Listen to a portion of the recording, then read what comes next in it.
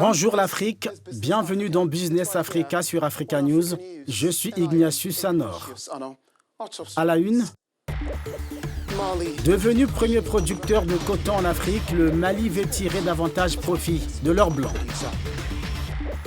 Au Gabon, les autorités interdisent l'exportation illégale de certaines essences de bois. Cette décision exaspère les exportateurs locaux de bois d'œuvre. Les emprunts intérieurs de l'Égypte vont augmenter de 45%, tandis que ceux contractés à l'extérieur diminuent de 36%. L'économie du Mali aurait pu encaisser quelques 1,6 milliard de dollars en 2018 si les autorités disposaient d'unités de transformation industrielle afin de donner de la valeur ajoutée au coton. Le pays d'Afrique de l'Ouest est le premier producteur de coton en Afrique, mais le manque d'investissement dans le secteur est un frein pour les agriculteurs locaux. Le Mali a enregistré une récolte record de 700 000 tonnes de coton au cours de sa dernière campagne. Ainsi, l'Association des producteurs de coton africains lance-t-il un appel aux dirigeants pour stimuler la transformation de l'or blanc. Le Mali face au défi de la transformation locale de son coton. Redevenu premier producteur de l'or blanc sur le continent au cours de la saison 2017-2018 avec 728 000 tonnes, ce pays d'Afrique de l'Ouest souhaite passer de l'exportation du coton brut à celle des produits ayant plus de valeur ajoutée tels que le tissu. À peine 2 à 3% de la production nationale est transformée sur place. J'ai à cœur à ce que ce soit transformé ici.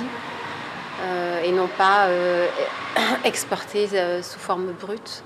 Voilà, il y a des métiers, il y a du savoir-faire et c'est un réel enjeu social, culturel et de patrimoine. Donc c'est regrettable que tout parte non valorisé. Selon les experts, les produits finis issus des entreprises locales ont du mal à être compétitifs face à ceux venus d'Europe ou des États-Unis à cause des fortes subventions que ces pays accordent à leurs producteurs de coton. Apparemment, on pense que c'est un grand marché textile, mais le marché là est inondé, je vais le dire, par les produits textiles d'importation qui sont moins chers. Bon, ça entrave beaucoup les activités de l'entreprise. Le Mali fait partie des 22 pays qui cultivent du coton 100% biologique. D'après Sidiki Sow, ingénieur agronome et agroéconomiste, si son pays était doté d'unités de transformation industrielle, le secteur aurait rapporté 1,6 milliard de dollars supplémentaires à l'économie malienne en 2018.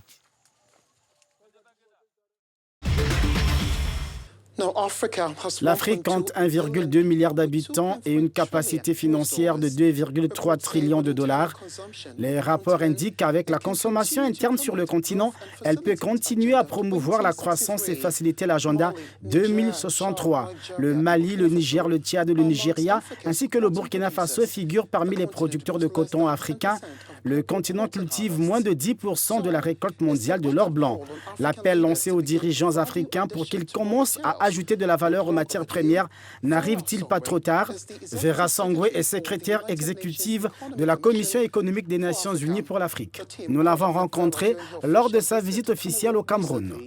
Nous nous sommes d'abord interrogés sur la nécessité d'une plus grande intégration économique continentale dans un monde hautement concurrentiel. C'est qu'avec l'intégration économique africaine, nous avons vu avec les études que nous avons faites à la communauté économique africaine, à la Commission économique africaine, que quand l'Afrique fait du commerce avec elle-même, nous ajoutons plus de valeur. Et donc, cette création de valeur, c'est ça qui crée la richesse.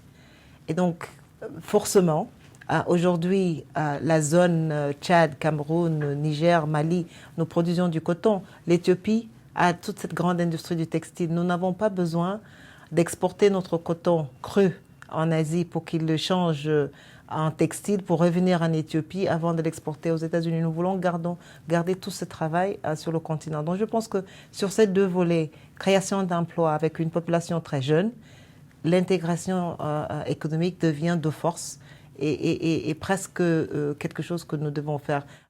Vera a également répondu aux préoccupations concernant le recouvrement des impôts sur le continent et son impact sur le développement économique. Les craintes que les impôts perçus ne puissent pas avoir une répercussion sur le plan social. Aujourd'hui, nous avons fait un peu quelques estimations à la CEA qui nous montrent que l'Afrique a besoin d'à peu près 680 000 milliards pour atteindre les objectifs des ODD, 680 billion dollars, pour atteindre les objectifs des ODD en 2030. Nous avons trois possibilités. Première possibilité, c'est la fiscalité. Je crois que l'Afrique va continuer à se financer par la fiscalité, les États mêmes qui construisent les routes et les écoles. Et donc ça, il faudrait nécessairement augmenter la fiscalité, améliorer la fiscalité. Ça, ce n'est pas, nous ne sommes pas en train de dire qu'il faut augmenter la pression fiscale. Il faut élargir la base, il faut avoir un peu plus d'autonomie, il faut avoir, avec la numérisation et la dématérialisation. Enfin, la secrétaire exécutive de la Commission économique des Nations Unies pour l'Afrique partage ses espoirs quant à la manière dont la politique d'ouverture du ciel africain facilitera la mise en œuvre de l'agenda. Je pense très souvent quand nous parlons de transport aérien, les gens pensent à un transport de luxe. Mais beaucoup de nos marchandises aujourd'hui passent par l'aérien. Donc ce n'est pas un transport de luxe, c'est une nécessité pour la femme qui vend des fleurs au Kenya.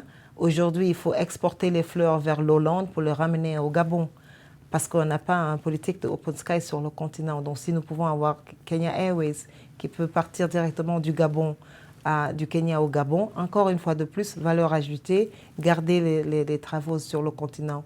Et c'est un peu cette combinaison de la ZLECA, Open Skies et le Open Free Movement of People. Vera Songwe est secrétaire exécutive de la Commission économique des Nations Unies pour l'Afrique. Vous regardez Business Africa.